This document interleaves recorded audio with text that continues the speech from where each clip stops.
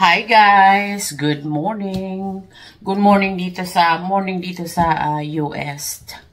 Ano ngayon dito? 10:36 in the morning. Kagigising ko lang guys. At ngayong araw ay may pasok ako. Kaya magluluto ako ng lunch. Today's video guys, magluluto ako ng steak ng asawa ko.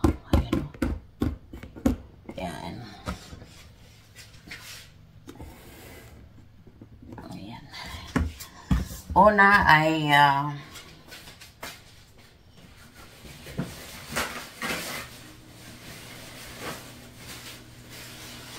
tutuyuin ko muna yung aking meat. Ganyan. Ganyan lang guys. Kasi mas maganda ang texture niya pagka tinuyo natin siya.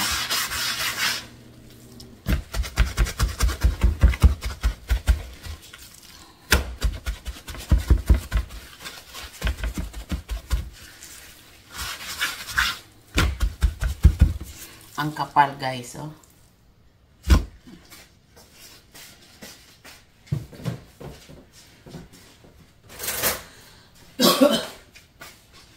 Una ay lalagyan natin ng paprika. Ayan, oh.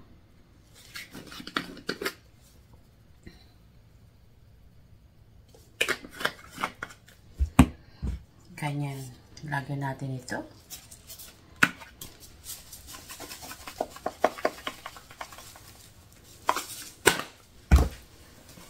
Garlic powder,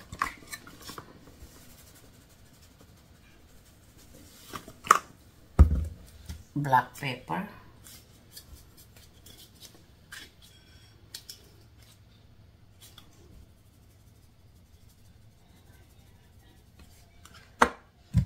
konting asin,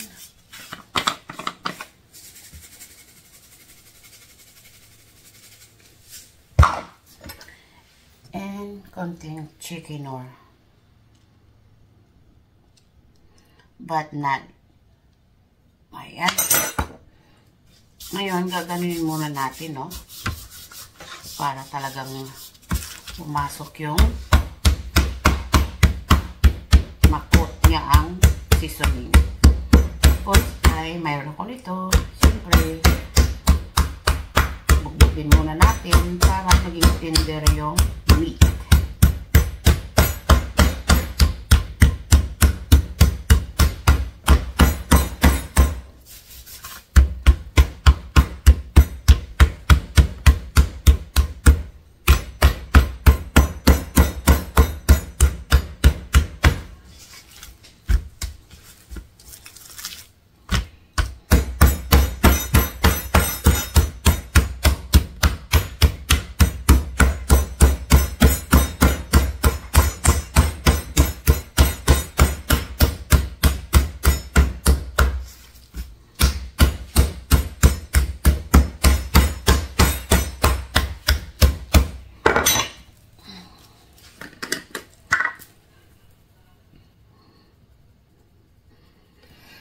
Dapat pala hindi ko muna nilagyan bago ko binugbog. Tumatalsik yung mga ano. Black pepper.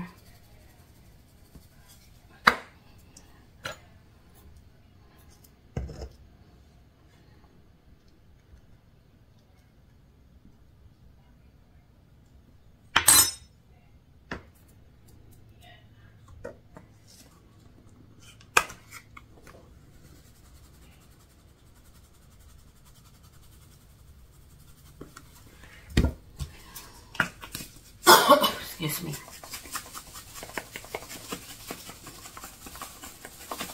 Yan.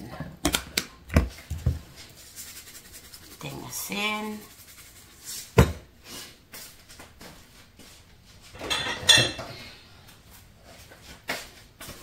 Ngayon ay ilalagay natin na siya dito sa Tupperware natin para malagyan natin ng ito ang magpapalambot sa ating meat.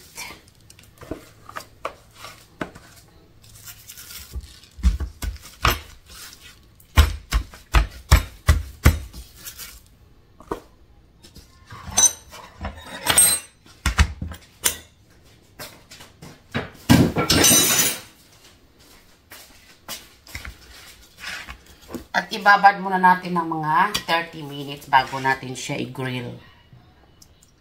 Lagyan natin itong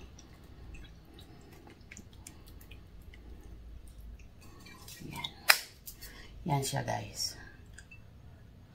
Worcestershire sauce. Ang hirap i-pronounce niyan. Tutulong ito ng pagpalambot ng ating meat at magpapasarap din. Ayan. Ayan.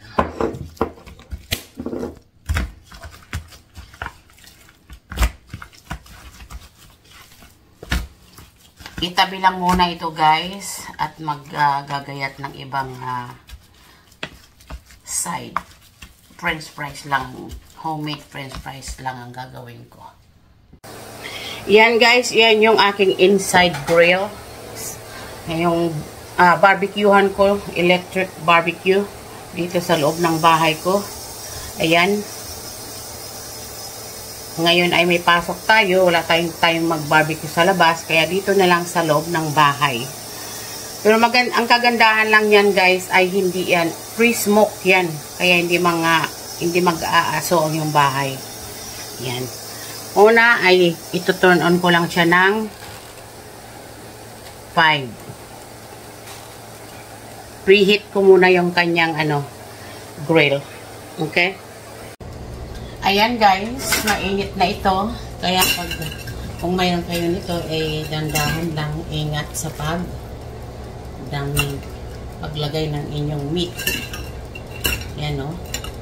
Lalagay nyo lang ng ganyan dito sa rack na yan.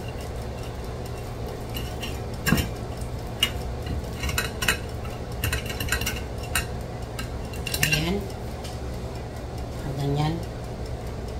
At lalagay natin dito. Ni-set ko siya ng 15.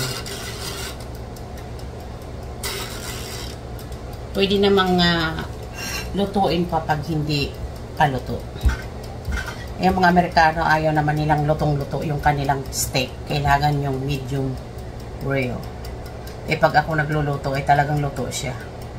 Okay guys, check natin mamaya. Ayan guys, i-check natin yung ating steak kasi yung kanyang timer ay na. Yan, tingnan nyo guys, oh, juicy siya.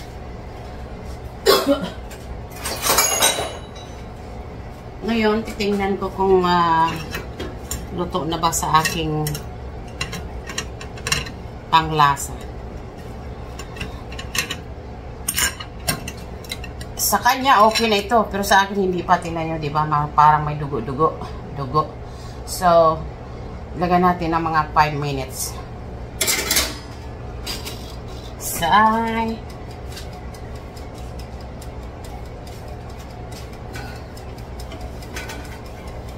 Ayan.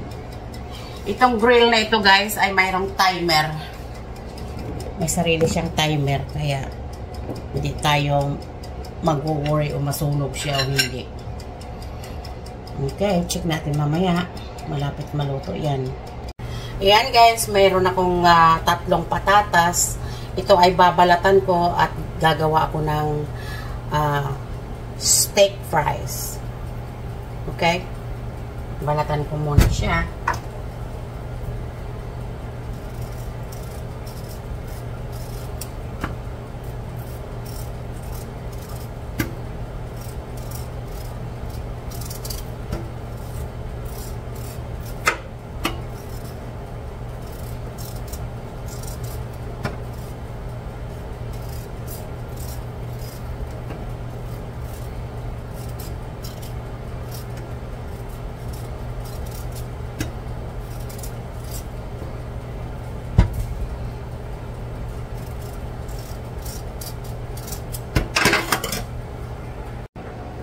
Ayan guys, luto na yung isang steak ko. Atin na siyang kunin dito. Yan guys, oh. Yan ang itsura ng steak natin. Luto sa ating inside grill. Oops. Ngayon ay ilalagay natin yung isa dahil dalawa yun. Lagay natin ng ganyan. I-spread nyo lang siya ng ganun para mapantay ang pagkaluto. At ibabalik natin sa grill.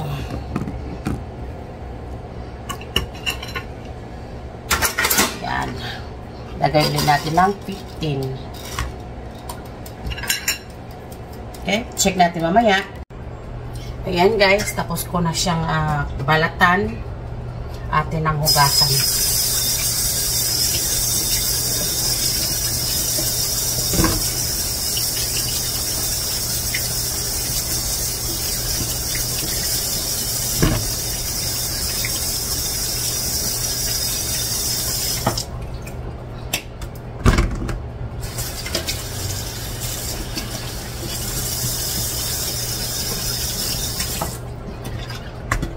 Yan guys, hihiwain na natin ng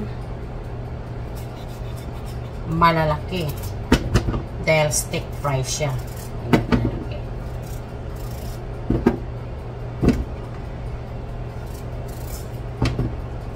Partner ng steak.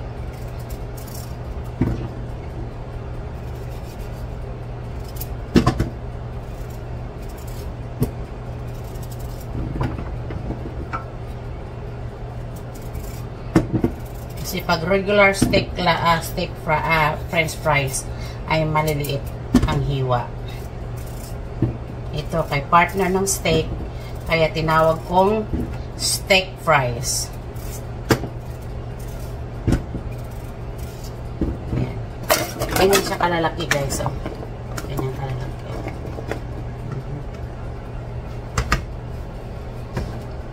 Ngayon, lagyan natin ng konting pampalasa. Chicken or konti lang para may lasa yung inyong fries at ihalo, haluin para yung pantay-pantay ang kanyang lasa. Ngayon mayroon na akong pinainit na mantika, atin na siya ilunod sa mantika.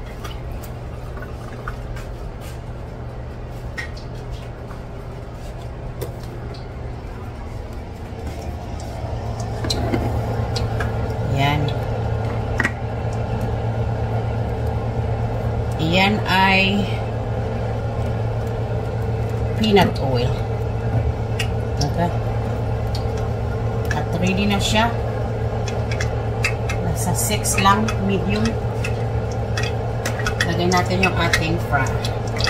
Dahan-dahan lang pagkalagay para hindi kayo matagsikan.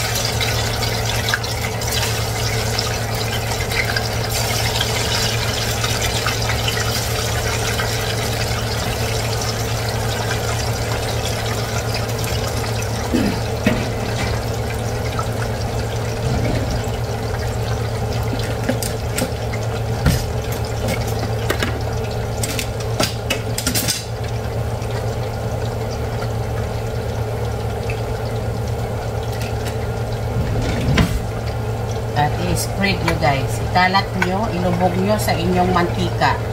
At kailangan pag nagluluto kayo ng french fries guys, kailangan talaga nakalubog sa mantika yung inyong patatas para maganda ang kanyang texture pag maluto. Yan. Pabayaan lang muna natin to dito. Mamaya i-check natin. Yan guys, yung ating french fries.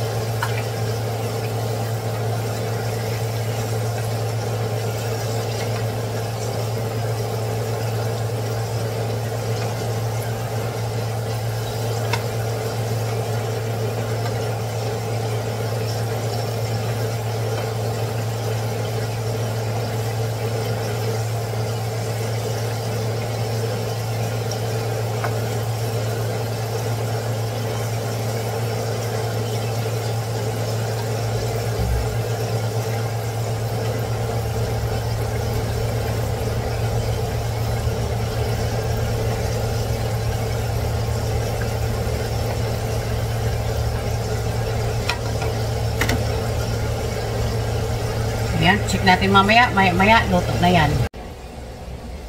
Ayan, yung ating timer sa ating grill ay nag-ano na. Kailangan namang hindi nabalik ka rin. Kaso lang ako, talagang ganyan talaga ako magluto, guys. Yan. Ibabalik ko siya ng 5 more minutes.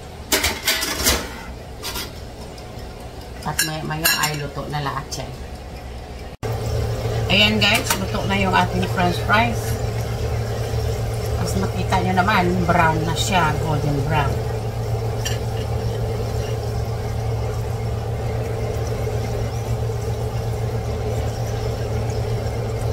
Lagyan natin sa rack para matak-tak lahat yung mantika.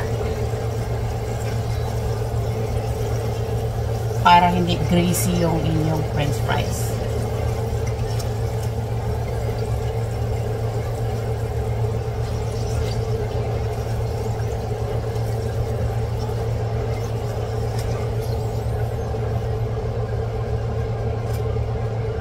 Here you guys. Here you have it. Homemade steak fries. Partner ng ating steak. Ayan. Ayan, we're done for this recipe. Simply and delicious. Ayan guys, luto na yung last piece na steak. Ayan guys, oh. Tingnan nyo ang resulta. Juicy. See? Ayan. Yummy.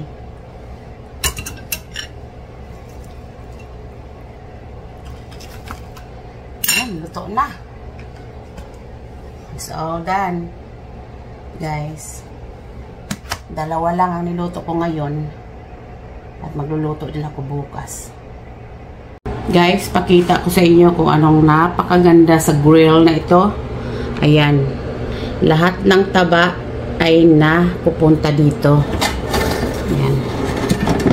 Kita nyo yan? Napupunta dito guys, hindi napupunta sa katawan. Ayan o, mantika. Yan. Yan ay tapon natin sa basura. Maganda tong grill nito guys. Check it out. Hindi ako nagpo-promote pero sinishare ko lang sa inyo. Maganda kasi sa loob pa ng bahay. Yan, dyan kuryente. Yan ang itsura ng niluto niya oh. Yung steak. Hi guys, ito na yung dinner plate ko. Mayroon tayong steak and a steak fries, homemade. Hi guys, hanggang dito na lang yung aking video. Thank you for watching and everyone have a blessed day. I'll see you next time. Don't forget to like and subscribe. I really appreciate it. And share. Thank you guys.